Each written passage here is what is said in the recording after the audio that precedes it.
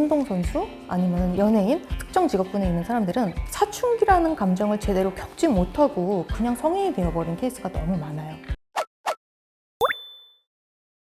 안녕하세요. 심리코치 정그린입니다. 오늘 심리시네마로 가져온 영화는 인사이드 아웃 2인데요. 6월 12일에 개봉했죠. 환경정신과 닥터들 그리고 심리학 전공하신 분들이 너무너무나 열광했던 영화이고요. 대중들도 이런 감정들이 생성되는구나 하고 굉장히 좋아했던 영화입니다. 이번 2에서는요. 생겨났던 감정들의 더 세분화된 감정들이 함께 출연을 하면서 라일리의 사춘기 시절을 보여주고 있습니다. 우리 함께 같이 가보실게요.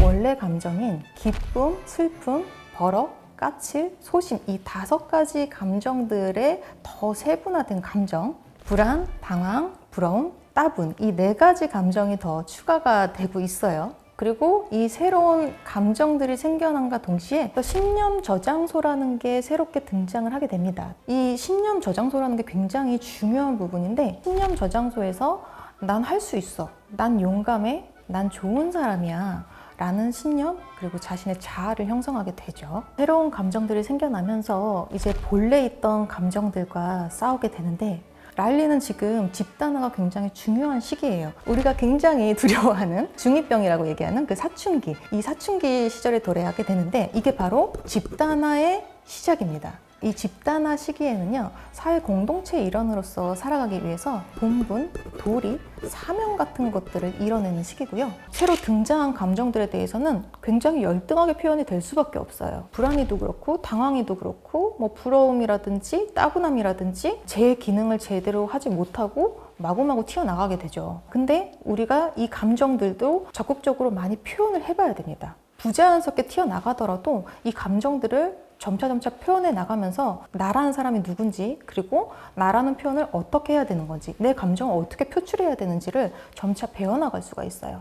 새로운 감정들은 우리가 익숙하지 않기 때문에 굉장히 불안정하게 튀어나갈 수 있어요. 불안이라는 요소가 굉장히 리더 역할을 하면서 튀어나오게 되죠. 여기서도 또 굉장히 재미난 특징들이 나와요. 라일리는 불안하기 때문에 무언가를 계속 지속적으로 시도하려고 하고 도전하려고 합니다. 불안이라는 것을 우리가 굉장히 안 좋은 기능이라고 생각하고 부정적으로만 생각하는 경향이 있는데 2가지로 볼 수 있습니다. 불안이라는 요소 때문에 우리는 훨씬 더 능동적이게 될 수 있고 도전하거나 모험할 수 있게 되고 또 내가 잘 하지 못하는 것을 유능할 수 있게 연습하게 됩니다. 라일리가 아침 일찍부터 그 캠프에서 소속감이 느껴지기 위해서 유능하기 위해서 열심히 연습하는 모습이라든지 나의 본연의 자기에서 벗어난 새로운 자아를 찾아나가기 위해서 행동했던 모든 행동들 이것은 불안의 굉장히 좋은 역할, 순기능적인 역할이라고 할 수 있고요. 하지만 불안이란 요소가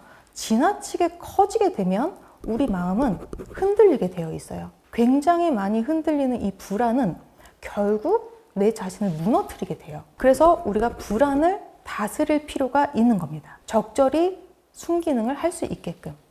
기쁨이가 원래는 가장 큰 대장이었었어요. 대장 역할을 하면서 앞으로 나아갔는데 사실 기쁨이라는 게 가장 많이 성장하게 된다면 라일리는 여러 가지 감정들을 통합시키지 못하기 때문에 어긋나게 되는 형태의 성격이 되어버릴 수도 있어요. 기쁨이가 고군분투하다가 결국에는 자신의 위치를 살짝 내려놓게 되죠. 그리고 기쁨이가 본부에 어렵게 찾아왔을 때 키를 잡고 있던 불안이에게도 불안아, 이제는 그만 라일리를 놔줘 이렇게 얘기하고 있어요. 불안이 너무 크면 우리는 결국 무너지게 되어 있다고 했죠. 기쁨이도 한 발짝 물러섰지만 이제 불안이에게도 한 발짝 물러서고 라일리를 그대로 봐주자고 설득하고 있습니다. 그리고 자아를 기쁨이가 다시 세우게 되죠. 기쁨이가 자아를 다시 세울 때 난 정말 좋은 사람이야 라고 강력하게 세워놨던 자아를 끄게 됩니다. 이거는 무엇을 의미할까요? 난 너무 좋은 사람이야 라는 신념만을 강조하는 게 아니라 여러 가지의 신념들을 통합시키기 위한 기쁨이의 선택이었었어요. 자신이 뒤로 한 발짝 물러섬으로 인해서 라일리의 전체성을 형성하게 도와준 거죠. 한 발짝씩 물러서고 통합을 이룸으로 인해서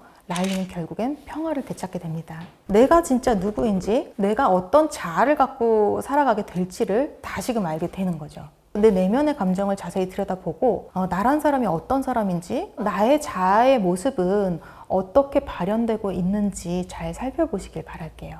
사춘기라는 시기는 집단화를 이루는 시기라고 했죠. 집단화를 이루는 시기에 접어든 라일리는 굉장히 두려운 게 사회이고, 그리고 그 사회에 적응해 나가고, 내가 그 사회에 적응할 때 어떤 감정들을 써야 되고 나란 사람이 누구인지 굉장히 두려워하고 있어요. 사실 사춘기에 접어든 사람들이 누구나 겪는 현상입니다. 그래서 이렇게 집단화 시기에 접어들어 있는 사람들은 세상 밖으로 나아가서 그 세상을 체험하고 경험하는 게 굉장히 중요한 시기고요. 그 이상을 넘어선 성인들은 너무 사회화가 진행되기 때문에 그 사람들은 다시 자기 내면을 들여다보고 소통을 통해서 사회화와 내면의 통합을 해야 됩니다. 사실 사춘기 감정뿐만 아니라 우리가 20대, 30대, 40대, 50대가 될 때까지도 그 사람들이 늘 그 시기별로 겪어야 되는 상황들이나 감정들이 있는데, 그것을 그 적절한 시기에 겪지 못했을 때 그 사람들은 그 감정들이 굉장히 억눌리게 된다고 합니다. 이 억눌린 감정들은요, 되게 신기하게도 언젠가는 그거를 이루려고 튀어나가요. 제 코칭하는 사람들 중에서 운동선수 아니면 연예인, 특정 직업군에 있는 사람들은 사춘기라는 감정을 제대로 겪지 못하고 그냥 성인이 되어버린 케이스가 너무 많아요.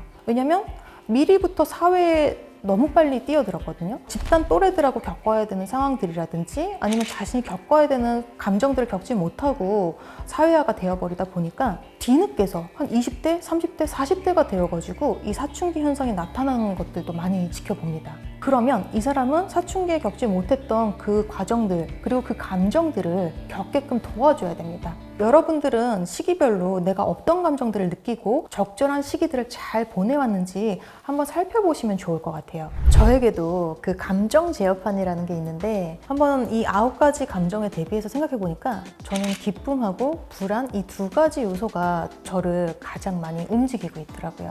기쁨을 통해서 저는 희망을 보기도 하고 긍정적인 미래를 그리기도 하고 앞으로 나아갈 수 있고요. 또 불안을 통해서 가끔은 굉장히 좀 어두움에 빠지기도 하지만 그 불안을 기쁨하고 조금 친해지게 만들었을 때 훨씬 내가 무엇을 해야 되는지 문제 해결하게 하고 앞으로 나아가게끔 하는 역할을 하고 있어요.